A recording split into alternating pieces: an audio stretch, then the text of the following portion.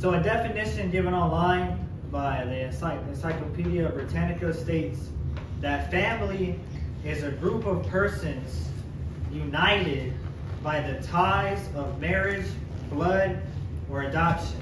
And I would also like to add on to that, like how Nana was saying, there's a kind of a spiritual adoption in which somebody who might not be blood related is so close to you that they become a member of your family, kind of like stink here, you know what I mean? So that's like the spiritual adoption. But yeah, it's a group of people who are united by those very strong ties to each other.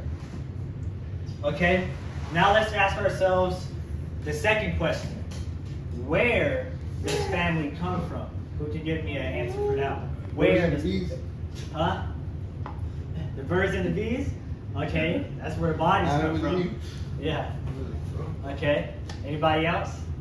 Where does family come from? Ancestors? God. What'd you say, Dylan? God. God. There you go. Dylan has the right answer. Wow. Yeah, let's give it up for Dylan. A child's faith. Never doubt a child. But doesn't God use children in a way? Yes, definitely. Like, because they're so innocent and they have not been through so many struggles, so they're innocent. He uses them. There's a verse in the Bible that says, out of the mouths of babies, you've perfected praise. So that's like saying that even babies have given perfect praise to God. You know, so. Yeah, but anyways, Dylan gave the right answer. Family comes from God. So all the way back in the first book of the Bible, Genesis, we read that when God created Adam and Eve, the first man and woman, the first husband and wife, he told them to be fruitful and multiply. In other words, have kids, start a family. So that's where family comes from, God. It's always been a part of his plan for humanity. Now, we also know that when there's family, there's a home. And we have our homes on earth, and we have our home in heaven. And we need to have a good understanding of both of them, our homes on earth and our home in heaven. Let's start with our homes on earth. So, the most obvious earthly home is the house that we grow up in, with our parents. But we can also have multiple earthly homes. For example, I've always had my mom's house and my dad's house, or you can say Papa's house or Nana's house. You know, Papa always says Nana owns everything, so it's probably You don't want to answer wrong. so it's probably Nana's house. You don't want to answer one. He was smart. So these are just some examples of how we can have multiple homes here on earth. And now there's a purpose for the home on earth that y'all may not know about, which is this. It's called the domestic church, which means the home church or the family church. Now let me be clear, this does not mean that you can stay home every Sunday because, oh, your house is a church. There's things that the actual church gives us that we can't get at home. The biggest one being communion, which is the body and blood of Jesus. So what does this mean though? What does it mean that the home is a type of church? Well, it's simple. When a child is growing up in his house, his parents' duty, their responsibility, besides caring for them on their physical needs, of course, is to care for their spiritual needs, to give them love. And parents should also teach their kids how to pray every day. They should teach them Bible stories. And they should show their kids how Christians are supposed to live and act and treat each other. When a child looks at his parents he should be able to say, wow, look how mom treats dad with so much love and respect, and look how dad treats her the same way back. And I know that no parents are perfect because you're human, but the goal is to really be trying to be a great parent. That's the key word, trying. And of course, ask God for help. Because trust me, He will give you help in many ways.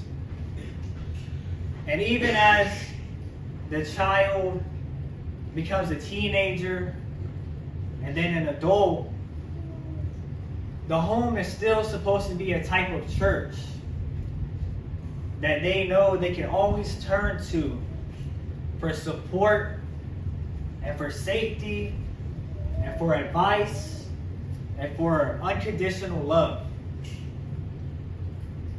Now let's go to the home in heaven. Now the home in heaven is really our true home. The home in heaven is what we all long for in our heart. We all have a deep desire within us to one day be in our heavenly home, because that's where we are really meant to be. That's our true home. As great as this world is, this earth is, it's also really bad. But despite all the blessings that might be here on earth, it's just a passing through. Kind of like a vacation or like a journey. It's not where we're meant to stay. We're meant to be in heaven. And our home in heaven, we have God as our Father, not as simply, our master or just our creator, even though He is our creator. God desires a deeper relationship with us, a more loving relationship of being our Father. In our home in heaven, we have God as our Father, like I've said, and we have the angels as our friends, and we have all the great saints and all the great Christians that have existed throughout all of history as our brothers and sisters. And of course, in our home in heaven, we can be reunited with our earthly family that has already passed on to there. And the thing about the home in heaven is, even when we feel like we're alone, like there's nobody else there, our home in heaven is always there for us. See, because as great as our family may be, our earthly family, they're still human, and they're still going to have weaknesses, and there's still going to be times where unfortunately they can't be there for us. But God is always there.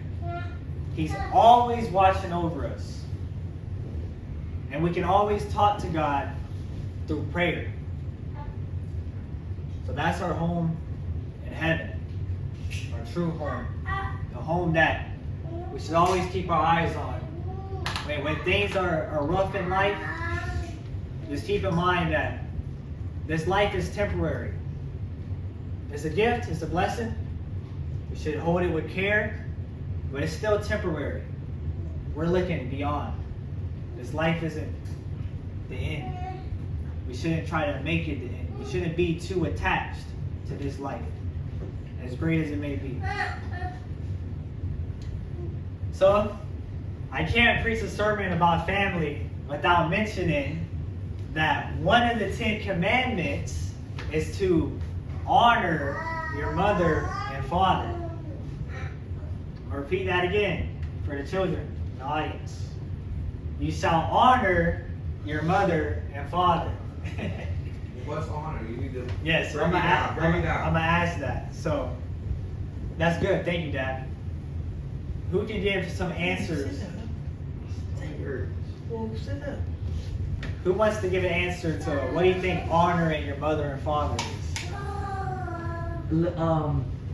Take notes from them, like since they what is it called? They raise you, and like always respect them and stuff like that. It's, of course, because that's your parent. And it says in the Bible something about never, what is it, disrespect or disobey, something like that. Yeah, but I was just saying you said honor. Yeah, that. So take notes from them. Do you mean kind of like learn from them? But also like look at the stuff they do bad too and make sure not to do it. Yeah. Like smoking, drinking, arguing, hitting, fighting. Anybody else got any answers? I really don't know. What does it mean to honor your parents? Or maybe just to give some examples of what honoring your parents would look like. Acknowledge them. How about that? Acknowledge them? Acknowledge that you're a good father. Like my father. Acknowledge them. You honor them. You let them know.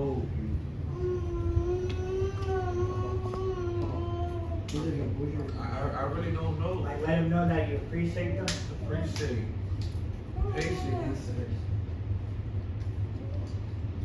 I really don't know, bro. I'm glad you're here right now because I want to know the answer. Well, those are some. I know I say honor, but honestly I didn't even know. I didn't even know what it means behind it.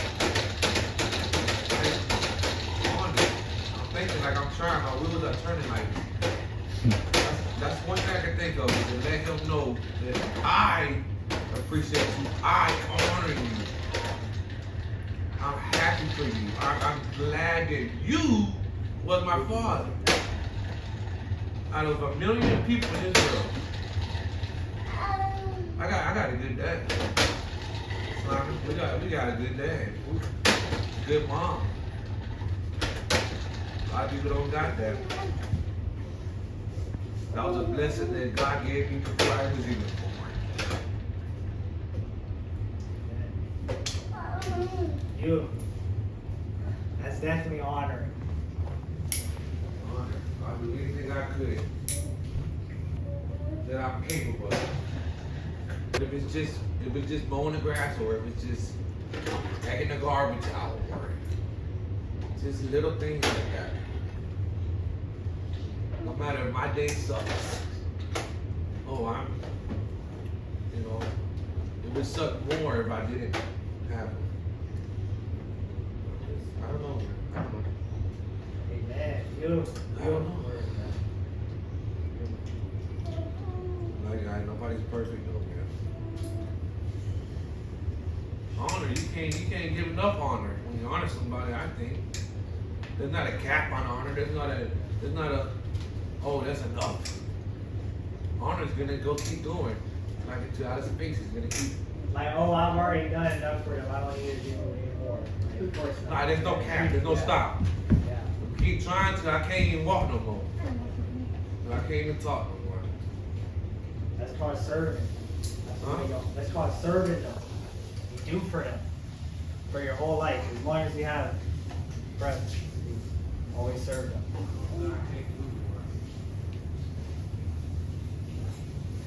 You kidding me? You already read my mind. You read my mind, nigga. What'd you say, Dad? I said, I know God can't do because that kidney. Man, hallelujah.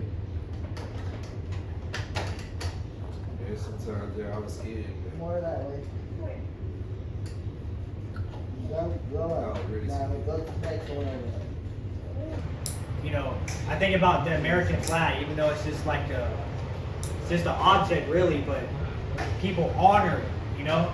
A soldier goes and sees the flag and they salute. If it falls on the ground, they're gonna burn it out of a sign of respect.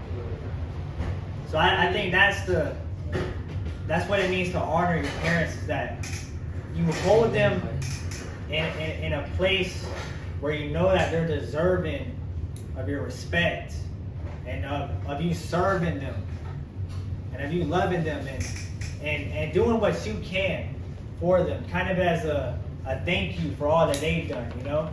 For example, when when your parent gets old one day, and maybe it's either they stay with you or go to the nursing home, it's not even a question. You're gonna come stay with us, you know? Or even something as if I'm sitting down at the table, I see they don't have anywhere to sit, I'm gonna get up and I'm gonna let them sit down. You know what I mean? How can you dishonor your parents? Okay, go ahead. Press play again.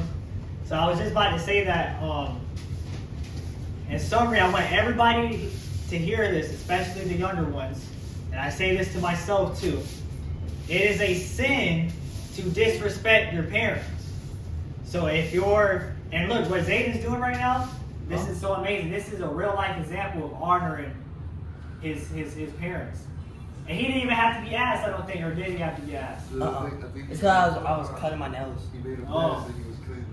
Oh, okay, What that's did it still say? honorable. What did it say, Mom? If you see something, do it. What did it say? If you, So listen, if your parent tells you, clean your room, no. just clean it. Just do it. Don't talk back. Don't give them attitude. Just do it. They tell you to take out the trash, just do it. Like Nike, remember Nike? Just do it. That's the way to not disrespect your parents. You know? The only way That folks crack. the only way you shouldn't listen to your parents is if like they're telling you to do something sinful or wrong, like if they told you don't steal something from somebody, but that's not happening with y'all, you know what I mean? So that's the simplest way to not disrespect your parents, is just to do it. And also, like how my dad was referencing with Nana, try to do things before they even tell you to do it. Like, Take initiative to do things like sweep up the house, do the dishes, mop the house. These simple things, these simple chores. And trust me, when you do this, your parents are most likely gonna really appreciate it. You're gonna make them happy. And even if they didn't appreciate it, you should still do it because it's the right thing to do. And when you honor your parents, you really make God happy. It pleases God because He's given us this commandment. You shall honor your mother and father. I want to say Zayden ain't doing good. I want to acknowledge him, man. He's been doing real good. I think it's a reverse thing too. Don't sit here and do something to him and you gotta respect them right back. Yeah, it goes both ways. The parents are supposed to respect the children too. I think another thing, like how you just did, acknowledge when they're doing good too and reward them. Because he like you're likes saying. that. He's still a kid. He still needs to feel good. Just like when I do something good, I feel good. Like even then, I can say, "Oh, thank you." Even it makes you feel good. And feeling good is what keeps you going, man. That's your fuel, man. That's the gasoline. You don't want to make them feel bad. You feel bad, you'll turn to the streets. Oh, you'll run away. You'll just give up.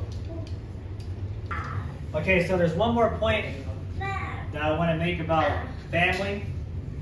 And that's as great as family may be, we can't put family above God. God has to be at the top. So I might be confused with what I'm saying right now, but I'll read a verse to get some more context. So in Matthew 19:29, we read Jesus say, "Everyone who has left houses or brothers or sisters or father or mother or wife or children or lands for my name's sake shall receive 100-fold and inherit eternal life." Pretty much saying that it's a blessing if you're willing to leave your family for the sake of Jesus, because God has to be at the top. So for example, if you had a family, thankfully we don't, but if you had a family that told you, if you become Christian, we're never going to talk to you again.